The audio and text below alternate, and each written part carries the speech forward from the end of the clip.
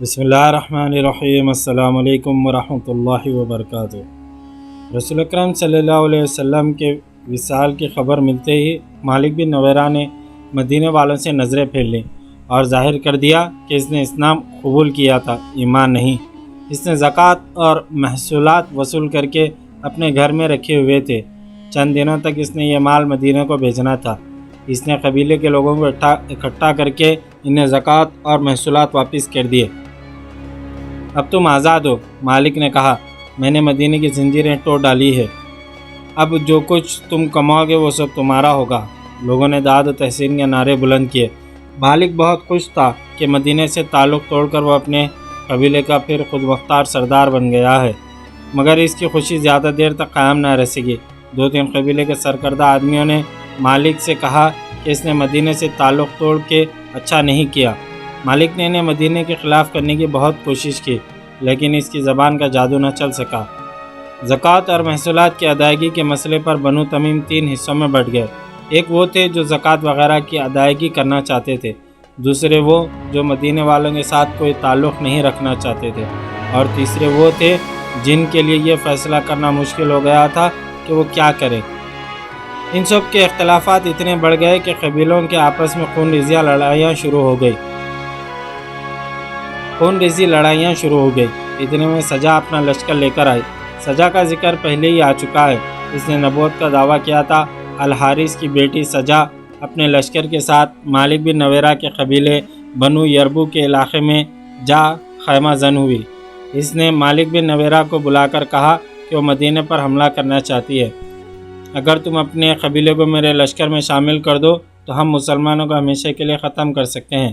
سجا نے کہا، تمہیں معلوم ہوگا کہ میں بنو یربو سے ہوں، خدا کی قسم۔ مالک بن نویرہ نے کہا، میں تمہارے دست راست بن جاؤں گا، لیکن ایک شرط ہے جو دراصل ہماری ضرورت ہے۔ تم دیکھ رہی ہو کہ بنو تمیم کے قبیلوں میں دشمنی پیدا ہو چکی ہے۔ ان سب کو مصالحت کی دعوت دے کر انہیں مدینے پر حملے کے لیے تیار کریں گے۔ اگر یہ مصالحت پر آمدہ نہ ہو تو ہم انہیں تباہ و برباد کر دیں گے۔ اگر تم نے انہیں ختم نہ کیا تو یہ سب مل کر تمہارے خلاف ہو جائیں گے۔ ان میں مدینے کے وفادار بھی ہیں، انہوں نے سچے دل سے اسلام قبول کر لیا ہے۔ مالک بن نویرہ کی خواہش یہ تھی کہ سجا کے لشکر کو ملا کر بنی تمیم کے مسلمانوں کو اور اپنے دیگر مخالفین کو ختم کیا جائے۔ مورخ لکھتے ہیں کہ سجا مالک بن نویرہ کے مردانہ حسن و جلال سے متاثر ہو گئی تھی۔ اس نے مالک کی بات فوراً مان لی۔ دونوں نے تمام قبیلے کے سرداروں کو پیغامات بھیجے۔ پیغام میں یہ بھی شامل تھا کہ مدینے پر حملہ کیا جائے گا۔ صرف ایک قبیلے کا سردار وکی بن مالک تھا جس نے یہ دعوت قبول کر لی، باقی تمام قبیلوں نے انکار کر دیا، جس کے نتیجے میں سجا، مالک اور وکی کے متحدہ لشکر نے دوسرے قبیلوں پر حملہ کر دیا۔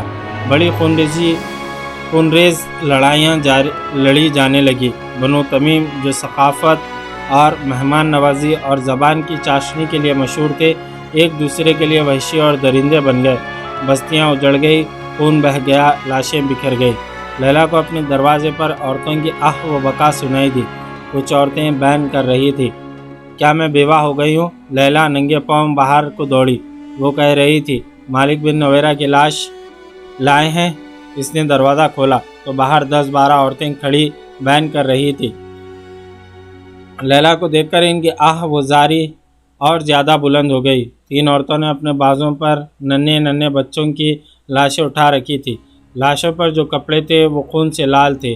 لیلا، کیا تو عورت ہے؟ ایک عورت اپنے بچے کی خون آلود لاش لیلا کے آگے کرتے ہوئے چلائی، تو عورت ہوتی تو اپنے خاوند کا ہاتھ روکتی کہ بچوں کا خون نہ کر۔ یہ دیکھ، ایک عورت نے اپنے بچے کی لاش لیلا کے آگے کرتے ہوئے کہا، یہ بھی دیکھ۔ ایک اور بچے کی لاش لیلا کے آگے آ گئی، یہ دیکھ میرے بچے۔ ایک عورت نے اپنے 2 بچے لیلا کے سامنے کھڑے کر کے کہا، یہ یتیم ہو گئے ہیں۔ لیلا کو چکر آنے لگا۔ عورتوں نے اسے گھیر لیا اور چیخنے چلانے لگی، تو ڈائن ہے، تیرا خاوند جلاد ہے۔ سجا کو نبوت کس نے دی ہے؟ سجا تیرے خاوند کا داشتہ ہے، سجا تیری سوکن ہے۔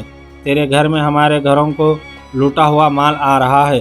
مالک بن نویرہ تجھے ہمارے بچوں کا خون پلا رہا ہے۔ ہمارے تمام بچوں کو کاٹ کر پھینک دے، ہم سجا کی نبوت نہیں مانیں گے۔ ہمارے نبی محمد صلی اللہ علیہ وسلم ہیں، محمد صلی اللہ علیہ وسلم اللہ کے رسول ہیں۔ بستی کے لوگ اکٹھا ہو گئے، ان میں عورتیں زیادہ تھیں۔ لیلا نے اپنا حسین چہرہ اپنے ہاتھوں میں چھپا لیا، اس کا جسم ڈولنے لگا۔ دو عورتوں نے اسے تھام لیا، اس نے اپنے سر کو زور زور سے جھٹکا اور وہ سنبھل گئی۔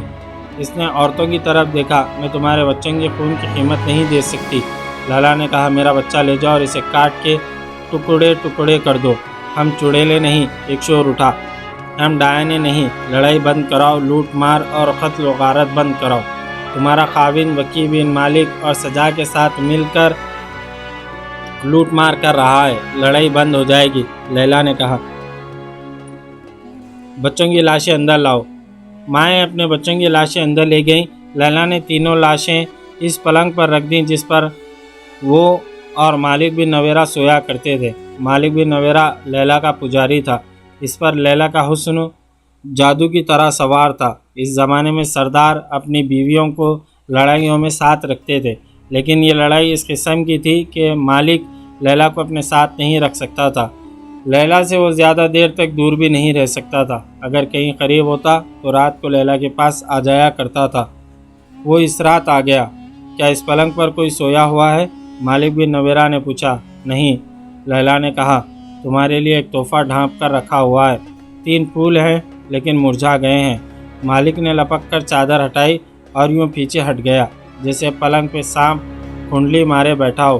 اس نے لیلا کی طرف دیکھا۔ خون پینے والے درندے کے لیے اس سے اچھا تحفہ اور کوئی نہیں ہو سکتا، لیلا نے کہا، اور اسے سنایا کہ ان کی مائیں کس طرح آئی تھی اور کیا کچھ کہہ گئی ہیں۔ اس نے اپنا دودھ پیتا بچے مالک کے آگے کر کے کہا، جا لے جا اسے اور اس کا بھی خون پی لے۔ لیلا نے کہا، کیا تو وہ مالک بن نویرہ ہے جسے لوگ ہسمکھ کہتے تھے؟ کیا یہ ہے تیری سخاوت اور شجاعت کہ تو ایک عورت کے جال میں آ کر لوٹ مار کرتا پھر رہا ہے؟ اگر تو بہادر ہے تو مدینے پر چڑھائی کر، یہاں نہتے مسلمانوں کو قتل کرتا پھر رہا ہے۔ مالک بن نویرہ معمولی آدمی نہیں تھا، اس کی شخصیت میں انفرادیت تھی جو دوسروں پر تاثر پیدا کرتی تھی۔ اس نے تانے کبھی نہیں سنے تھے، اس کا سر کبھی جھکا نہیں تھا۔ کیا یہ ہے تیرا غرور؟ لیلا نے اسے خاموش کھڑا دیکھ کر کہا، کیا تو ان معصوم بچوں کی لاشوں پر تکبر کرے گا ایک عورت کی خاطر؟ ایک عورت نے تیرا غرور اور تکبر توڑ کر تجھے قاتل اور ڈاکو بنا دیا ہے۔ میں اپنے بچے کو تیرے پاس چھوڑ کر جا رہی ہوں، پیچھے سے ایک تیر میری پیٹھ میں اتار دینا۔ لیلا، مالک بن نویرہ گرج کر بولا مگر بجھ کے رہ گیا اور مجرم سی آواز میں کہنے لگا، میں کسی عورت کے جال میں نہیں آیا۔ جھوٹ نہ بول مالک، لیلا نے کہا، میں جا رہی ہوں، سجا کو لے آ یہاں۔ یہ یاد رکھ لے، تیری سرداری، تیری خوبصورتی، تیری شاعری اور تیری خونخواری تجھے ان مرے ہوئے بچوں کی ماؤں کی آہوں اور فریادوں سے بچا نہیں سکیں گے۔ یہ تو صرف 3 لاشیں ہیں، بستیوں کو لوٹتے معلوم نہیں کتنے بچے تیرے گھوڑوں کے قدموں تلے کچلے گئے ہوں گے۔ تو سزا سے نہیں بچ سکے گا، تیرا بھی خون بہے گا اور میں کسی اور کی بیوی ہوں گی۔ مالک بن نویرہ نے یوں چونک کر لیلا کی طرف دیکھا جیسے اس نے اس کی پیٹھ میں خنجر گھونپ دیا ہو۔ وہ آہستہ آہستہ چلتا باہر نکل گیا۔ مالک رات بھر واپس نہ آیا۔ صبح طلوع ہوئی۔ بطحا جو با رونق بستی تھی ایک ایسے مریض کی دکھائی دے رہی تھی جو کبھی خوبرو جوان ہوا کرتا تھا، اب اس کا چہرہ بے نور، آنکھوں میں موت کا خوف رچا ہوا تھا۔ بطحا کی عورتوں کے چہرے مرجھائے ہوئے تھے۔ یہ اس مار دھاڑ کا نتیجہ تھا جو بنی تمیم میں ہو رہی تھی۔ سورج کی پہلی کرنیں آئی تو بطحا کی گلیوں میں ڈری ڈری سی داخل ہوئی۔ اس وقت سورج کچھ اور اوپر اٹھایا جب بطحا میں ہڑبونگ مچ گئی۔ بعض عورتیں بچوں کو اٹھا کر گھروں کو دوڑ گئیں اور اندر سے دروازے بند کر لیے۔ کچھ عورتیں اپنی جوان بیٹیوں کو ساتھ لیے بستی سے نکل گئے۔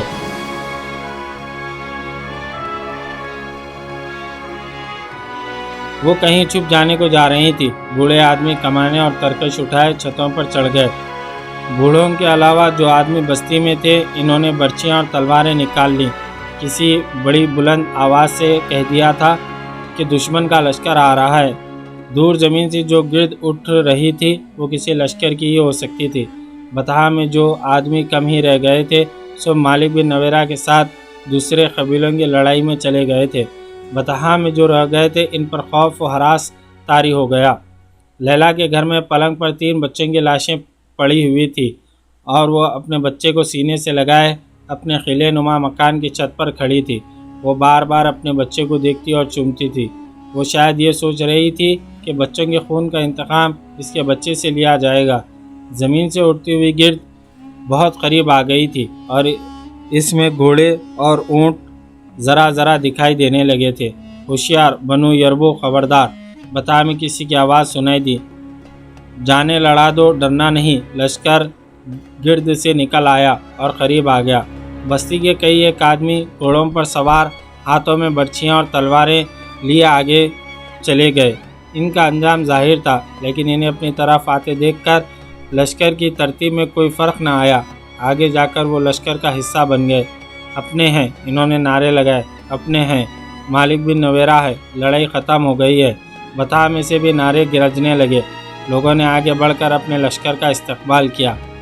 مالک بن نویرہ کہیں بھی نہ رکا۔ وہ سیدھا اپنے گھر کے دروازے پر آیا اور گھوڑے سے کود کر اندر چلے گیا۔ اسے لیلا صحن میں کھڑی ملی۔ اس کے دلکش چہرے پر اداسی تھی اور اس کی وہ آنکھیں بجھی بجھی سی تھی جن پر قبیلے کے جوان جانیں قربان کرنے کو تیار تھے۔ میں نے تیرا حکم مانا ہے لیلا، لڑائی ختم کر دی ہے، ہم ایک دوسرے کی قیدی واپس کر دیں گے۔ میں نے سجا سے تعلق توڑ لیا ہے، اس پھول سے چہرے سے اداسی دھو ڈالو۔ لیلا اداس بیٹھی رہی۔ مالک نے اسے بہلانے کی بہت کوشش کی، لیکن لیلا کا چہرہ بجھا ہی رہا۔ میرے دل پر ایک خوف بیٹھ گیا ہے، لیلا نے کہا۔ کیسا خوف؟ مالک نے پوچھا۔ کس کا خوف؟ سزا کا۔ لیلا نے کہا۔ انتقام کا۔ سجا اکیلی رہ گئی۔ وکی بن مالک نے بھی اس کا ساتھ چھوڑ دیا تھا۔ مالک بن نویرہ نے وکی سے کہا تھا کہ وہ ایک عورت کے جھانسے میں آ کر اپنے قبیلے پر ٹوٹ پڑے تھے۔ سجا اپنے لشکر کو ساتھ لیے نباج کی طرف چلی گئی۔ پہلے سنایا جا چکا ہے کہ وہ یمامہ پر حملہ کرنے گئی تھی، لیکن مسلمہ کذاب کے جال میں آ گئی اور مسلمہ نے اس سے اپنی بیوی بنا لیا۔ مالک بن نویرہ کے گناہوں کی سزا شروع ہو چکی تھی۔ وکی بن مالک جو اس کا دست راست تھا، اس کا ساتھ چھوڑ گیا اور مسلمانوں سے جا ملا۔ مالک بن نویرہ نے اسے روکا تھا، اگر ہم دونوں الگ ہو گئے تو مسلمان ہمیں کچل کر رکھ دیں گے۔ مالک نے وکی سے کہا تھا، ہم دونوں مل کر ان کا مقابلہ کر سکتے ہیں، ہمیں زندہ رہنا ہے۔ مالک، وکی نے کہا تھا، مدینے کی فوج کا مقابلہ کس نے کیا ہے؟ غطفان ہار گئے، تائی ہار گئے، بنو سلیم، بنو اسد، حوازین بھی ہار گئے، کوئی بھی مسلمان کے آگے ٹھہر نہ سکا۔ پھر سب اکٹھا ہوئے اور زمل سلمہ کو بھی ساتھ ملا لیا۔ کیا تم نہیں جانتے مالک، ولید کے بیٹے خالد نے انہیں کس طرح بھگا دیا؟ سلمہ قتل کر دی گئی۔ مسلمان ہمیں مسلمانوں کا خون معاف نہیں کریں گے۔ تمام قبیلوں کو شکست دینے والا خالد بن ولید رضی اللہ عنہ واپس مدینے نہیں چلا گیا، وہ بزاقہ میں ہے۔ دوسری طرف مسلمانوں کا مانا ہوا سپہ سالار اسامہ رضی اللہ عنہ ہے۔ ان دونوں میں سے کوئی بھی کسی بھی وقت یہاں کا رخ کر سکتا ہے۔ ان سے خون معاف کرانے کا ایک ہی طریقہ ہے کہ میں ان کی اطاعت قبول کر کے انہیں اپنے قبیلے کی زکوٰۃ اور محصول ادا کرتا رہوں۔ مالک بن نویرہ کوئی فیصلہ نہیں کر سکا۔ خالد بن ولید رضی اللہ عنہ تک اطلاع پہنچ چکی تھی کہ مالک بن نویرہ کو رسول اکرم صلی اللہ علیہ وسلم نے امیر مقرر کیا تھا، مگر اس نے زکوٰۃ وغیرہ وصول کر کے مدینے نہ بھیجی اور لوگوں کو واپس کر دی۔ جاسوسوں نے خالد بن ولید رضی اللہ عنہ کو مالک کا ایک شعر بھی سنایا۔ اس میں اس نے رسول اکرم صلی اللہ علیہ وسلم کے وصال کے بعد اپنے قبیلے سے کہا تھا کہ اپنے مال کو اپنے پاس رکھو اور مت ڈرو کہ نہ جانے کیا ہو جائے۔ اگر اسلامی حکومت کی طرف سے ہم پر کوئی مصیبت آئے گی تو ہم کہیں گے کہ ہم نے محمد صلی اللہ علیہ وسلم کے دین کو قبول کیا تھا، ابو بکر رضی اللہ عنہ کے دین کو نہیں۔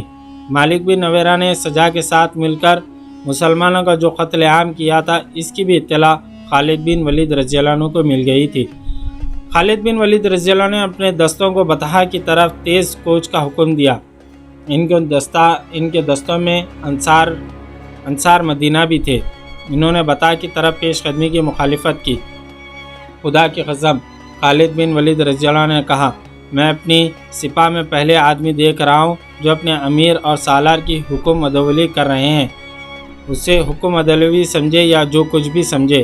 انصار کی نمائندگی کرنے والے نے کہا، خلیفۃ المسلمین کا حکم یہ تھا کہ طلحہ کو مطیع کر کے اس علاقے میں رسول اکرم صلی اللہ علیہ وسلم کی قائم کی ہوئی علمداری کو بحال کرے، اور جو جنگ پہ اتر آئے اسے جنگ کرے اور بذاخہ میں اگلے حکم کا انتظار کریں۔ ہم جانتے ہیں کہ مدینے سے ایسا کوئی حکم نہیں آیا کہ ہم بطحہ پر حملہ کے لیے جائیں۔ کیا تم میں کوئی ہے جسے یہ معلوم نہ ہو کہ میں تمہارا سپہ سالار ہوں؟ خالد بن ولید رضی اللہ عنہ نے پوچھا، اور سب کی طرف دیکھنے لگے۔ انہیں کوئی جواب نہ ملا تو انہوں نے کہا، میں نہیں جانتا کہ خلیفہ مسلمین کے ساتھ تم کیا معاہدہ کر کے آئے ہو۔ میں یہ جانتا ہوں کہ خلیفہ نے مجھے یہ حکم دیا تھا کہ جہاں بھی اسلام سے انحراف کی خبر ملے اور جہاں بھی مدینے کے ساتھ کیے ہوئے معاہدوں کی خلاف ورزی نظر آئے وہاں تک جاؤ اور اسلام کا تحفظ کرو۔ میں سپہ سالار ہوں، اپنی ذمہ داریاں پوری کرنے کے لیے اگر مجھے کوئی ایسا کارروائی کرنی پڑے گی جو خلیفہ کے احکام میں شامل نہیں ہوگی تو میں وہ کارروائی ضرور کروں گا۔ خلافت کے احکام میرے پاس آتے ہیں، تمہارے پاس نہیں۔ ہم نے کوئی قاصد آتا نہیں دیکھا۔ انصار میں سے کسی نے کہا، میں اس کا جواب دینا ضروری نہیں سمجھتا۔ خالد بن ولید رضی اللہ عنہ نے جھنجھلا کر کہا، اور میں کسی ایسے آدمی کو اپنی سپاہ میں نہیں دیکھنا چاہتا جس کے دل میں ذرا سا بھی شک و شبہ ہو۔ مجھے اللہ کی خوشنودی چاہیے۔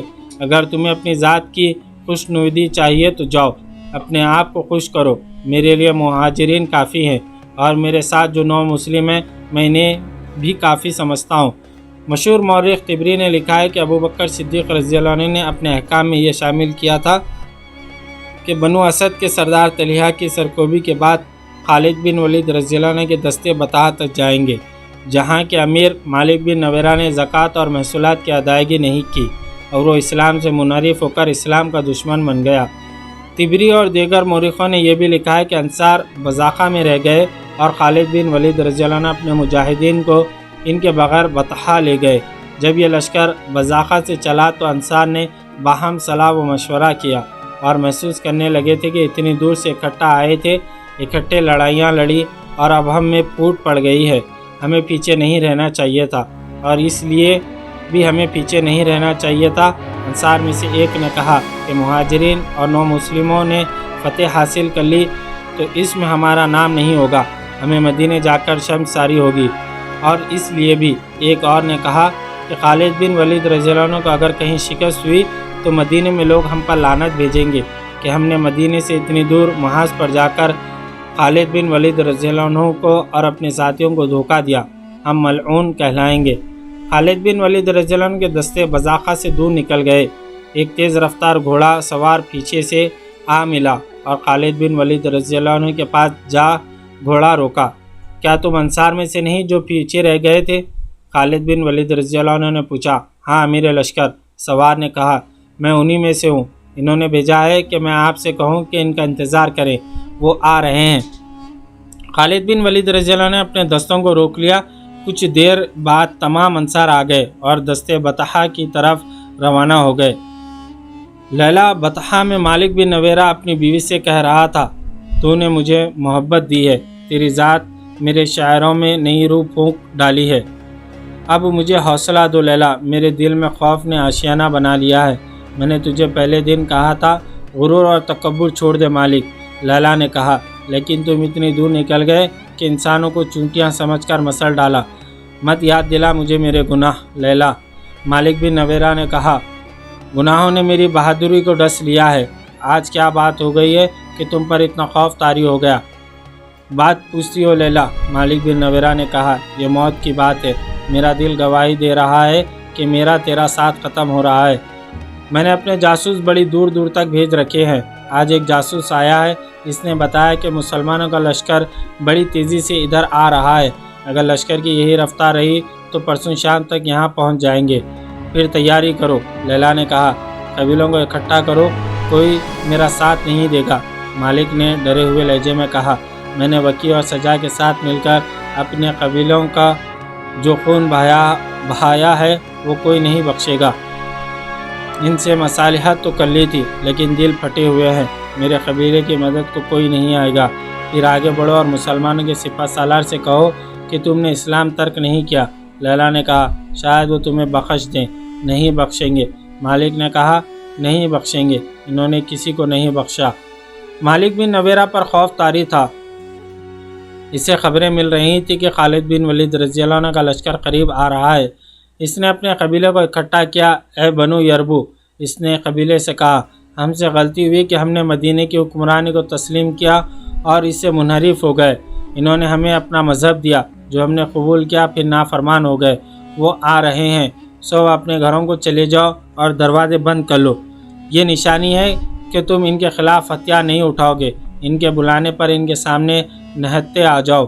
کچھ فائدہ نہ ہوگا مقابلے میں۔ جاؤ اپنے گھروں کو چلے جاؤ۔ لوگ سر جھکائے ہوئے اپنے گھروں کو چلے گئے۔ نومبر 632 عیسوی کے پہلے ہفتے میں خالد بن ولید رضی اللہ عنہ بطحا پہنچ گئے۔ انہوں نے اپنے لشکر کو محاصرے کی ترتیب میں کیا، مگر ایسے لگتا تھا جیسے بطحا اجڑ گیا ہو۔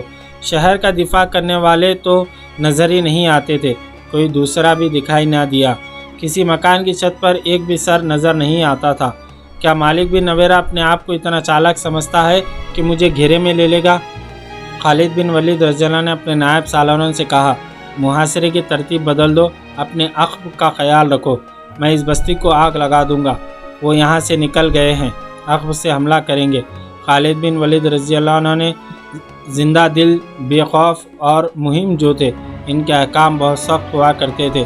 انہوں نے اپنے دوستوں کو اس ترتیب میں کر دیا کہ عقب سے حملہ ہو تو روک لیں، اور اگر اس کے ساتھ ہی شہر سے بھی حملہ ہو جائے تو دونوں طرف لڑا جائے۔ مسلمانوں کو اس دشواری کا سامنا تھا کہ ان کی نفری تھوڑی تھی، وہ اپنے مستقر مدینے سے بہت دور تھے۔ انہوں نے جن قبیلوں کو متی کیا تھا، ان کی بستیوں کو اڈے بنا لیا تھا، لیکن ابھی وہاں کے لوگوں پر پوری طرح سے بھروسہ نہیں کیا جا سکتا تھا۔ یہ خالد بن ولید رضی اللہ عنہ کی پرجوش اور ماہرانہ قیادت تھی، جو مجاہدین کے قلیل تعداد میں بجلیوں جیسا قہر پیدا کیے رکھتی تھی۔ خالد بن ولید رضی اللہ عنہ نے بستی میں ایک دستہ داخل کیا تو اس پر ایک بھی تیر نہ آیا۔ ہر مکان کا دروازہ بند تھا۔ خالد بن ولید رضی اللہ نے یہ خاموشی دیکھی تو وہ خود بھی بستی میں داخل ہوئے۔ مالک بن نویرہ، خالد بن ولید رضی اللہ نے کئی بار مالک کو پکارا اور کہا باہر آ جاؤ، نہیں آؤ گے تو ہم بستی کو آگ لگا دیں گے۔ تجھ پر خدا کی سلامتی ہو۔ ایک چھت سے ایک آدمی کی آواز آئی، مت جلا ہمارے گھروں کو، وہ جسے تو بلا رہا ہے یہاں نہیں ہے، یہاں کوئی نہیں لڑے گا۔ ولید کے بیٹے، ایک اور چھت سے آواز آئی، کیا تو نہیں دیکھ رہا کہ ہم اپنے مکانوں کے بند دروازوں کے پیچھے بیٹھے ہیں؟ کیا مدینے میں یہ رواج نہیں ہے کہ بند دروازہ ایک اشارہ ہے کہ آ جاؤ، ہم تمہارے خلاف ہتھیار نہیں اٹھائیں گے؟ بے شک میں یہ اشارہ سمجھتا ہوں۔ خالد بن ولید رضی اللہ عنہ نے کہا، مکانوں کے دروازے کھول دو اور باہر آ جاؤ۔ عورتوں اور بچوں پر جبر نہیں، ان کی مرضی ہے باہر آئیں یا نہ آئیں۔ لوگوں کو رسم و رواج معلوم تھا، وہ ہتھیاروں کے بغیر باہر آ گئے۔ عورتیں اور بچے بھی نکل آئے۔ خالد بن ولید رضی اللہ نے اپنے دستوں کو حکم دیا کہ ہر گھر کے اندر جا کر دیکھے کوئی آدمی اندر نہ رہے۔ خالد بن ولید رضی اللہ نے خاص طور پر حکم دیا تھا کہ کسی گھر میں کسی چیز کو ہاتھ نہ لگایا جائے، نہ کسی پر ہلکا سا بھی تشدد کیا جائے۔ مالک بن نویرہ کے قلعہ نما مکان میں خالد بن ولید رضی اللہ عنہ خود گئے۔ وہاں سامان پڑا تھا، ایسے لگتا تھا جیسے یہاں کے رہنے والے کچھ ہی دیر پہلے یہاں سے نکل گئے ہوں۔ بستی سے خالد بن ولید رضی اللہ عنہ کو اتنا ہی پتہ چلا کہ مالک بن نویرہ اپنے قبیلے کو یہ کہہ کر کہ مسلمانوں کے خلاف ہتھیار نہ اٹھائیں، لیلا کو ساتھ لے کر بستی سے نکل گیا۔ جنہوں نے اسے جاتے دیکھا تھا، انہوں نے سمت بتائی جدھر وہ گیا۔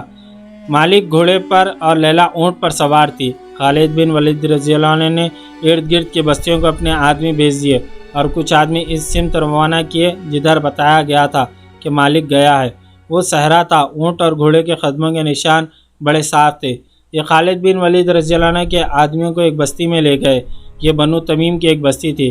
اے بنو تمیم، خالد بن ولید رضی اللہ عنہ کے آدمیوں میں سے ایک نے بلند آواز سے کہا، مالک بن نویرہ کو اور بطحا کا کوئی اور آدمی جو یہاں چھپا ہوا ہے، اسے ہمارے حوالے کر دیں۔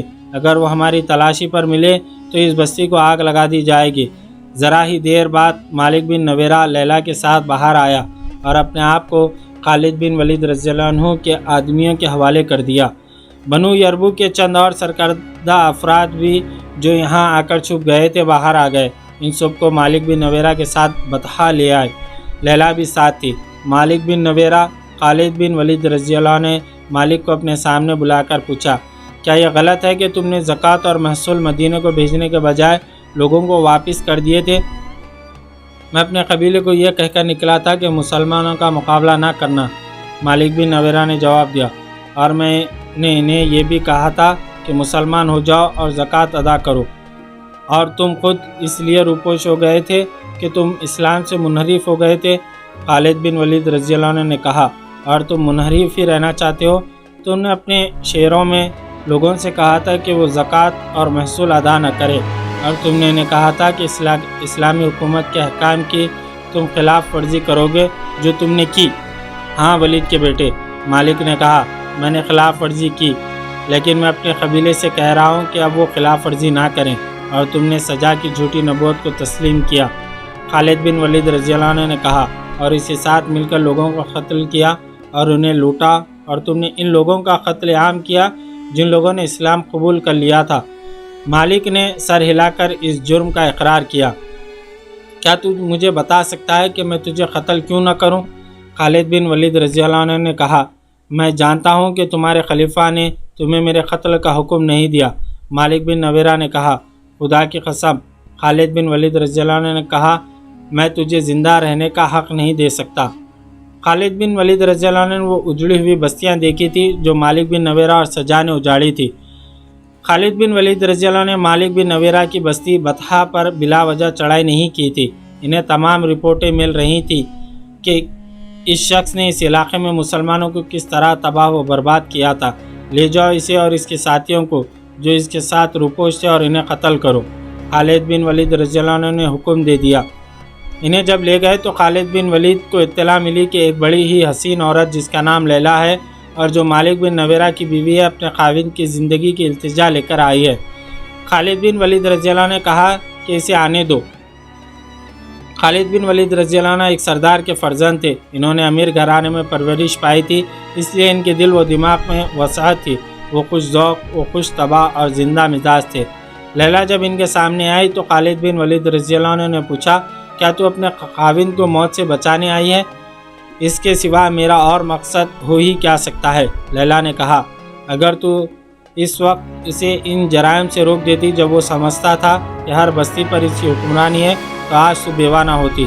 خالد بن ولید رضی اللہ عنہ نے کہا، کیا اس نے تجھے بتایا نہیں تھا کہ اس کی تلوار نے کتنی عورتوں کو بیوہ کیا؟ اسے معلوم نہیں تھا کہ اس کی زندگی میں ایک دن انصاف بھی آئے گا۔ میں اس کا ہاتھ نہیں روک سکتی تھی، لیلا نے کہا، اور تو میرا ہاتھ بھی نہیں روک سکتی۔ خالد بن ولید رضی اللہ عنہ نے کہا، یہ میرا نہیں، میرے اللہ کا حکم ہے۔ خالد بن ولید رضی اللہ عنہ نے لیلا کی التجا قبول نہ کی۔ لیلا ابھی خالد بن ولید رضی اللہ عنہ کے پاس ہی تھی کہ اطلاع ہے کہ مالک بن نویرہ اور اس کے ساتھیوں کو قتل کر دیا گیا ہے۔ پھر ایک ایسا واقعہ ہو گیا جس نے خالد بن ولید رضی اللہ عنہ کے دستوں میں اور مدینے میں ہلچل مچا دی۔ ہوا یوں کہ بطحا میں ہی خالد بن ولید رضی اللہ عنہ لیلا کے ساتھ شادی کر لی۔ انصار مدینہ اس شادی پر بہت برہم ہوئے۔